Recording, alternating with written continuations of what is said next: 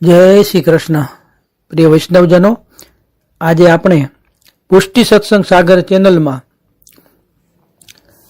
શ્રી વિઠ્ઠલેશ પ્રભુ ચરણ એવા શ્રી ગુસાઈજીના પ્રાગટ્ય ઉત્સવનું આપણે સત્સંગ કરશું.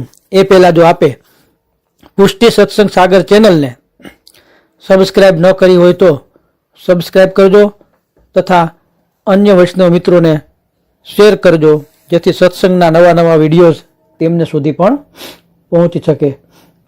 હવે આ ઉત્સવને આપણે જલેબી ઉત્સવ તરીકે પણ ઉજવીએ છીએ. તો ભગવદ ઈચ્છાને માન આપી અને વિક્રમ સંવત 1559ના અષાઢ સુદ પાંચમના રોજ કાશીમાં શ્રી મહાપ્રભુજીએ મધુમંગલ નામના સજાતીય બ્રાહ્મણની મહાલક્ષ્મી નામની કન્યા સાથે વિવાહ કર્યા. વિવાહ કર્યા પછી તરત જ શ્રી મહાપ્રભુજીએ અગાઉ નિર્ધાર કર્યા મુજબ ત્રીજી અને છેલ્લી યાત્રા આરંભી. એ યાત્રા પૂર્ણ કર્યા પછી એમણે કાશીથી થોડે દૂર અડેલ ગામ પાસે દેવ ઋષિ એટલે કે દેવર્ષિ ગામમાં નિવાસ કર્યો. ત્યાં પ્રથમ પુત્ર શ્રી ગોપીનાથજીનું પ્રાગટ્ય થયું. ત્યાર પછી શ્રી આચાર્ય ચરણે શ્રી મહાપ્રભુજી નજીકના ચરણાટ એટલે કે ચરણાદ્રી જુનાગઢ જે અલ્હાબાદ પાસે કહેવાય છે, આ ગામમાં વામન ભગવાનના ચરણાદ્રીના ચિહ્ન હતા, તેથી એનું નામ ચરણાટ અથવા ચરણાદ્રી પડ્યું હતું. પ્રાકૃતિક સૌંદર્યને રસપાન કરતા કરતા એકાંતમાં શ્રી મહાપ્રભુજી શ્રી સુબોધનીજીનું લેખન કાર્ય કરતા હતા અને કરાવતા હતા. બીજી બાજુ ગંગાજીના કિનારે બેસીને બટુક નામના એક રામાનુજી પંડિત 12 વર્ષથી નિત્ય વિષ્ણુ સહસ્ત્ર નામનો પાઠ કરતા હતા. એક સમયે ગંગાજીમાંથી શ્રી વિઠ્ઠલનાથજીનું સ્વરૂપ પ્રગટ થયું. એ સ્વરૂપે બટુક પંડિતને આજ્ઞા કરી કે 1 મહિના સુધી તું અમારી સેવા કરજે, પછી અમે કહીએ ત્યાં અમને પધરાવી આપજે. બટુક પંડિત ભગવદ આજ્ઞા પ્રમાણે 1 મહિના સુધી એ સ્વરૂપની સેવા કરી. મહિનો પૂરો થયા પછી ની રાત્રે શ્રી વિઠ્ઠલનાથજીએ બટુક પંડિતને આજ્ઞા કરી કે અહીંથી 3 કોસ દૂર ચરણાટ ગામ છે, ત્યાં આચાર્ય શ્રી વલ્લભાચાર્યજી બિરાજે છે, અમને એમની પાસે લઈને ચાલ. ત્યાં જઈને કહીજે કે શ્રી ઠાકોરજી આજ્ઞા કરી પધાર્યા છે, તેઓ તરત જ અમને પધરાવી લેશે અને તારા ઉપર બહુ પ્રસન્ન થશે.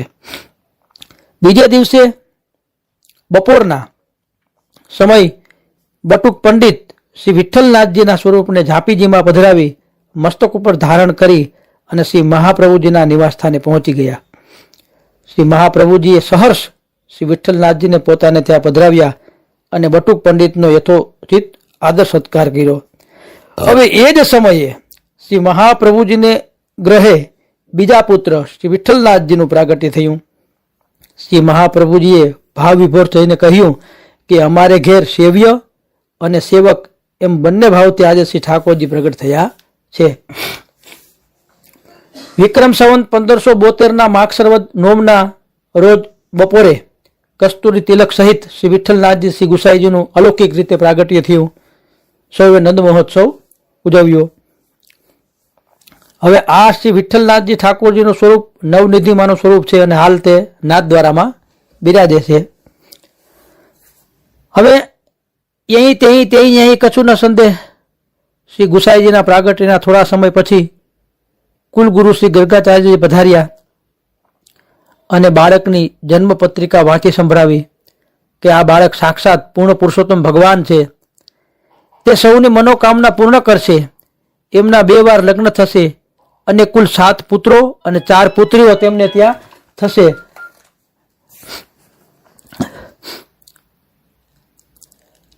અને તેઓ અનેક દેવી જીવોનો ઉદ્ધાર કરશે, તેમનો અપાર યશ ફેલાશે.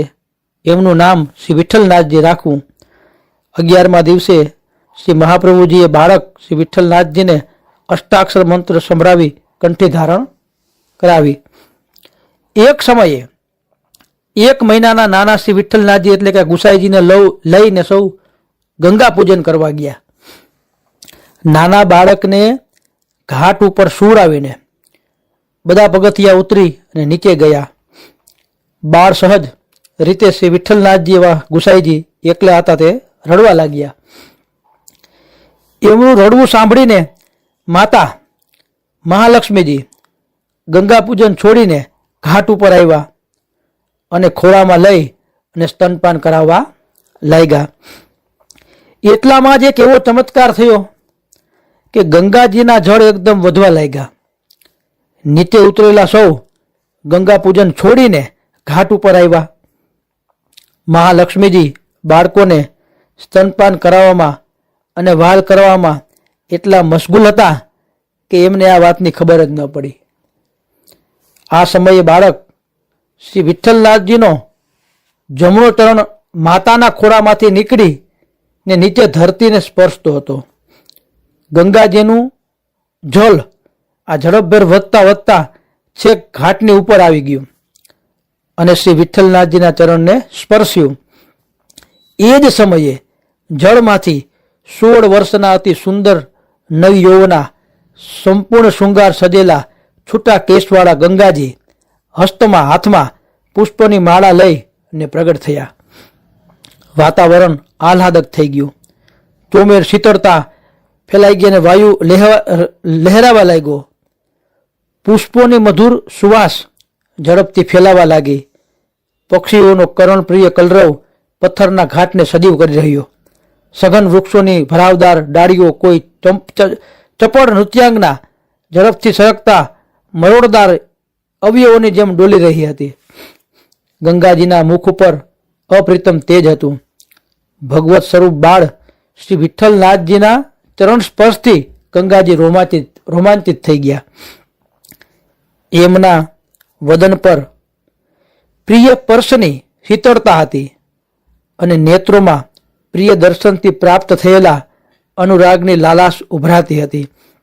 મધુર સ્મિત કરતા તેઓ નીચે નમ્યા અને પુષ્પમાળા આ બાળ શ્રી વિઠ્ઠલનાથજીના કંઠમાં પહેરાવી દીધી. નેત્રોથી તેમનું મિલન થયું. શ્રી વિઠ્ઠલનાથજી ખિલખિલાટ હસી પડ્યા. ગંગાજીએ મહાલક્ષ્મીને કહ્યું, માતાજી, આપના પુત્ર પ્રભુનો અવતાર છે. મહાલક્ષ્મીજી વાત્સલ્યભર નયનો વડે ઘડીકમાં શ્રી વિઠ્ઠલનાથજીને તાકી રહ્યા તો ઘડીકમાં ગંગાજીને ગંગાજળ ઘાટ ઉપરથી નીચે ઉતરવા લાગ્યા. નવયૌવના સુંદર જળમાં અદૃશ્ય થઈ ગયા. ફરી પાછા ગંગાજી પોતાના યથાસ્થાને વહેવા લાગ્યા. પણ હવે ગંગાજીના વહેણમાં એક અજબનું અલ્લડપણું આવી ગયું. દૂર ઉભેલા અને ગંગાજળને શ્રી વિઠ્ઠલનાથજીનો ચરણ સ્પર્શ કરી થોડી વાર સ્થિર રહીને ફરી પાછા નીચે ઉતરી રહેલા જોઈને સૌ આપતજનો બધા પાસે દોડી આવ્યા અને મહાલક્ષ્મીજીને ઘેરી વળ્યા. ધીમે ધીમે શ્રી વિઠ્ઠલનાથજીની બાલ્યાવસ્થા પૂરી થઈ અને કિશોર અવસ્થા આવી. વિક્રમ સંવત 1580ના ચૈત્ર સુદ રામનવમીના દિવસે 8 વર્ષના શ્રી વિઠ્ઠલનાથજીને ગાયત્રી મંત્રનો ઉપદેશ કરી શ્રી મહાપ્રભુજીએ બ્રહ્મસંબંધ મંત્રનું દાન કર્યું. શ્રી મહાપ્રભુજીના મોટા પુત્ર શ્રી ગોપીનાથજી શ્રીમદ ભાગવતનો અખંડ પાઠ કરતા હતા અને નાના પુત્ર શ્રી વિઠ્ઠલનાથજી શ્રીમદ ભાગવતના 10મ સ્કંદનો પાઠ કરતા હતા. પાઠ પૂરા થયા પછી જ બંનેને ભાઈઓને ભોજન કરવાની ટેવ હતી. આ કારણથી શ્રી મહાપ્રભુજીએ ગોપીનાથજી માટે શ્રીમદ ભાગવતના સારરૂપ શ્રી પુરુષોત્તમ સહસ્ત્ર નામ તથા શ્રી વિઠ્ઠલનાથજી ગુસાઈજી માટે 10મ સ્કંદના સારરૂપ ત્રિવિધ નામાવલીની રચના કરી. શ્રી વિઠ્ઠલનાથજીને નાની વયથી જ ઘોડેસવારીનો શોખ લાગ્યો. મિત્રો સાથે ઘોડેસવારી કરીને ગંગાજીના તટ પરના પ્રદેશમાં વનોમાં દૂર સુધી નીકળી જતા.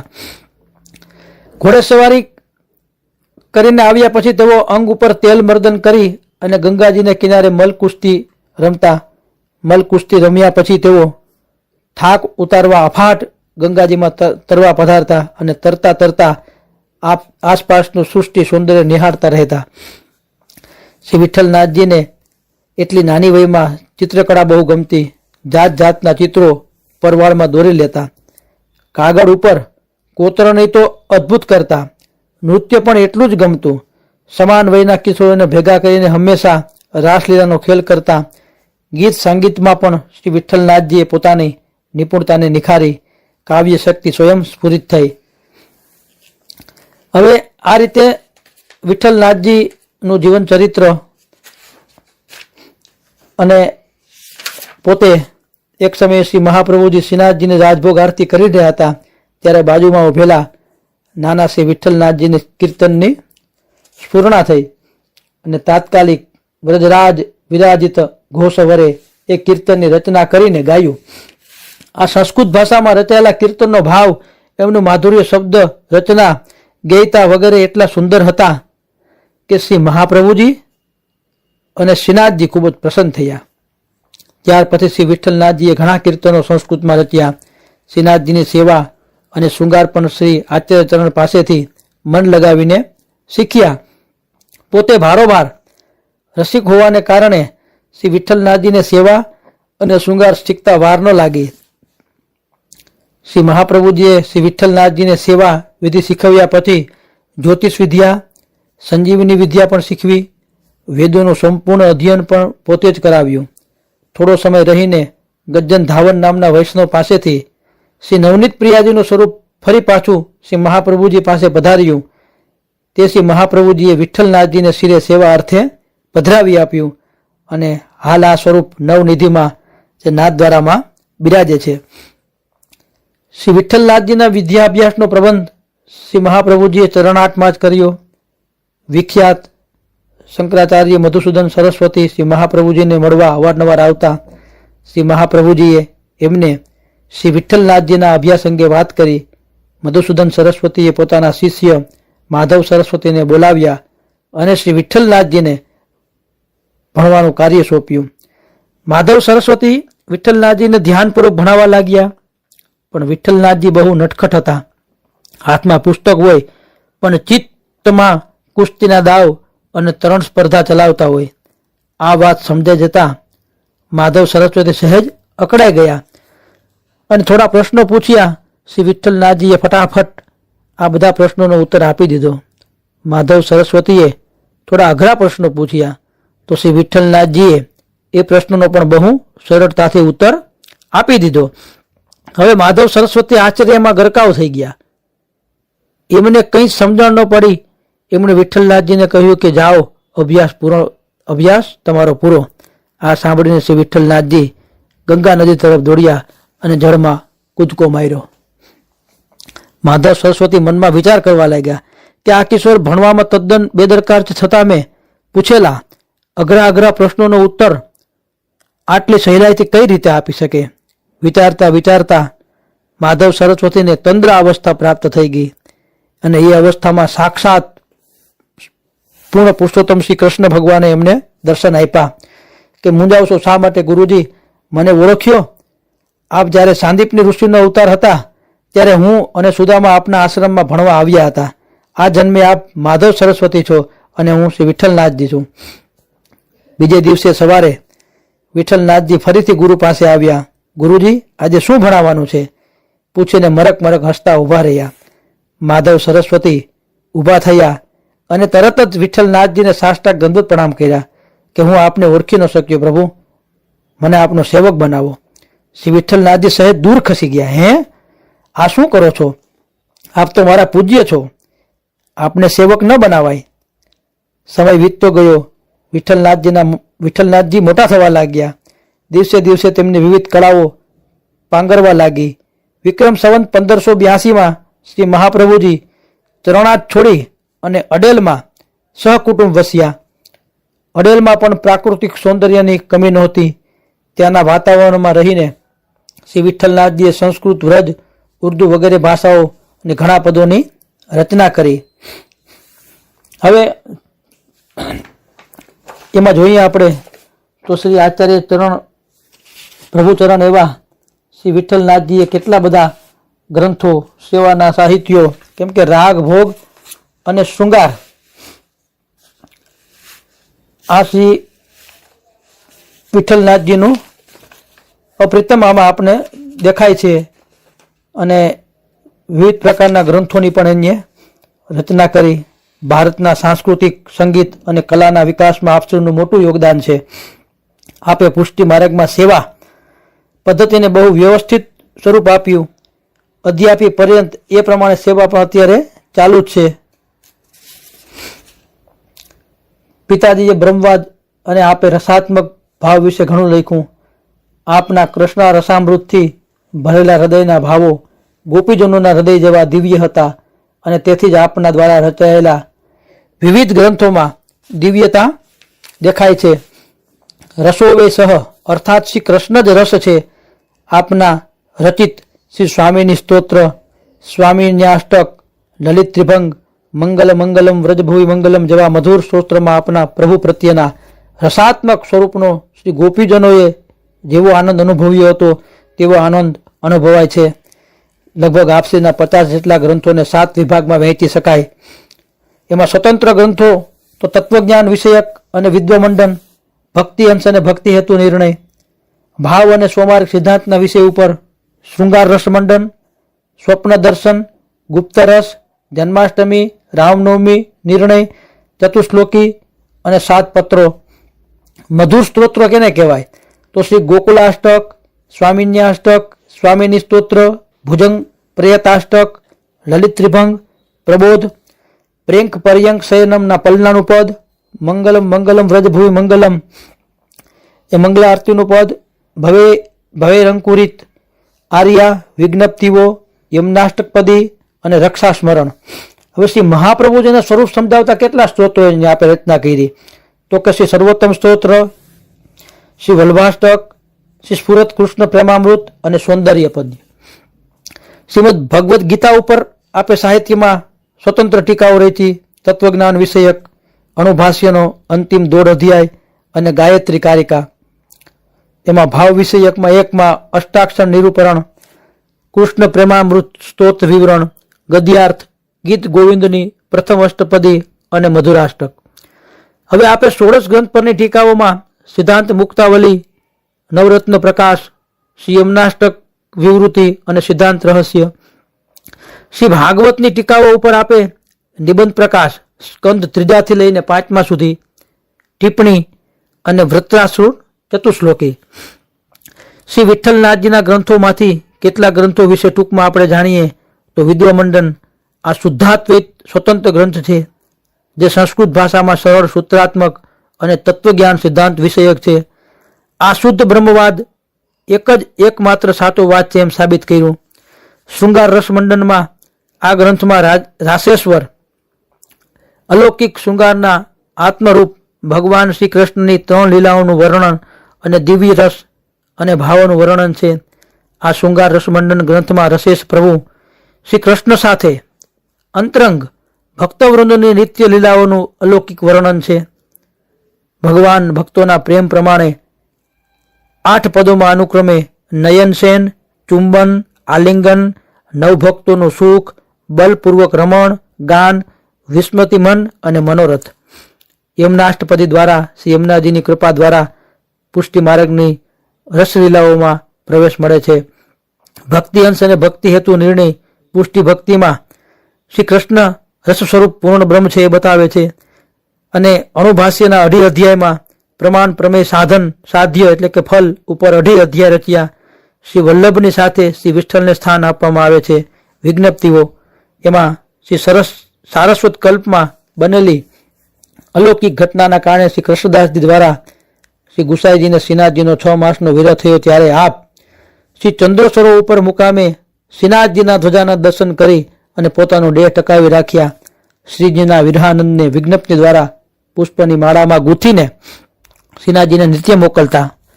શ્રીજી સિંહાસન પાછળના ગોખમાં મૂકતા એ આજે પણ જગન્નાથપુરીમાં પ્રાપ્ય છે અને તેના પ્રત્યુત્તરમાં શ્રીનાથજી તેનો ઉત્તર પ્રસાદી બીડામાં મોકલતા જે તેઓ જળમાં ઘોડીને પી જતા. 9મી વિજ્ઞપ્તિમાં તો વિરહના ધસમસતા પૂર ઉછળે છે. આપનું ચંદ્રાવલીજી સ્વરૂપ પુંભાવ અને સ્ત્રીભાવે દેખાય છે. ગાયત્રી વ્યાખ્યામાં આપે તત્સવિતું અને વરણ્યમ એ શબ્દોનો અદ્ભુત વૈષ્ણવતાપૂર્વક અર્થ બતાવ્યો. જે ભક્ત ભગવાનમાં અને ગુરુમાં એક ભક્તિ રાખે તેને જ ગાયત્રી મંત્રનો અર્થ સમજાય. કૃષ્ણ પ્રેમામૃત સ્તોત્ર શ્રી રાધિકાજી રચિત ગ્રંથ શ્રી મહાપ્રભુજીએ શ્રી કૃષ્ણ ચૈતન્ય દેવને શ્રી ઠાકોરજીની આજ્ઞાથી અર્પણ કર્યો હતો. તેના ઉપર આપે ભાવપૂર્વક ટીકા લખી છે. ટિપ્પણી નામના ગ્રંથમાં શ્રી મહાપ્રભુજી રચિત સુબોધજીની સમજ આપી અને સર્વોત્તમ સ્ત્રોત દ્વારા આપે શ્રી મહાપ્રભુજીના 108 અલૌકિક નામનો ઉલ્લેખ કરી આ સ્ત્રોતને પુષ્ટિ માર્ગની ગાયત્રી ગણાવી દીધી અને વલ્લભાષ્ટકમાં આપની કૃપા બળે મુકમ કરોતી વાચાલમના ભાવે મુખ પરમ ભગવતી શ્રી ગોપાલદાસજીને વલ્લભ્યાખ્યાનની રચના કરી શ્રી વિઠલેશ સ્વસિદ્ધાંત અને ભાવપોષક એવા બીજા પંડિતો સહિત ને પણ ઉદાર મનથી અપનાવ્યું. આપે બોલચાલની ભાષામાં વ્રજ ભાષાનો ઉપયોગ શરૂ કર્યો. આપ પુષ્ટિ માર્ગના પ્રવર્તક ગણાય. આ છે વિઠ્ઠલનાથજી વાણી અને વિઠ્ઠલની વાણી એ પુષ્ટિ માર્ગનું દ્વિતીય પ્રમાણ. એટલે શ્રી પ્રભુચરણ શ્રી ગુસાઈજીનો આ જલેબી ઉત્સવ ની અંદર આપણે મંદિરોમાં અને વૈષ્ણવના ઘરે પણ અટકીમાં જલેબી ધરાવાય છે અને બધા સમયમાં જલેબીનો ભોગ આવે છે. બંધન માલ બંધાય. આજે આખા દિવસની સામગ્રીનો વારો બેવડો સેવના નંગનો હોય અને બીડા બીડી બધું બેવડું આરોગે અને આજે જલેબી ઉત્સવ હોવાથી બધા ભોગમાં જલેબી ધરાય. મંગલા બાદ અભ્યંગ થાય, ત્યારબાદ કેસરી તનિયો, નવા આત્મસુખ, નવા કેસરી સાટીનના વસ્ત્ર, વાગો ચાકદાર પટકા તથા સુથન લાલ અતલસના ધરાય. જન્માષ્ટમી વત 3 જોડીનો ભારી શિંગાર થાય. શ્રીજીને કમલપત્ર પણ થાય. શિંગાર થયા બાદ ઠાકોરજીને પલને પણ ઝુલાવાય. રાજભોગમાં પેંડા, બરફી, બીજ, ચારોળીના નંગ, સફેદ દૂધની માખણ, મિશ્રી, બાસુંદી, બિલછારું વિવિધ પ્રકારના મેવા મિષ્ટન પ્રભુને અરોગાવાય છે અને કીર્તનમાં પણ જન્માષ્ટમીની વધાઈ ગવાય છે. એટલે આ રીતે શ્રી ગુસાઈજીએ પ્રગટ થઈ અને અનેક જીવોને રાગ ભોગ અને શૃંગારથી આ સેવાનો વિસ્તાર કર્યો અને અનેક જીવોને શરણ લઈ અને કૃતાર્થ કર્યા.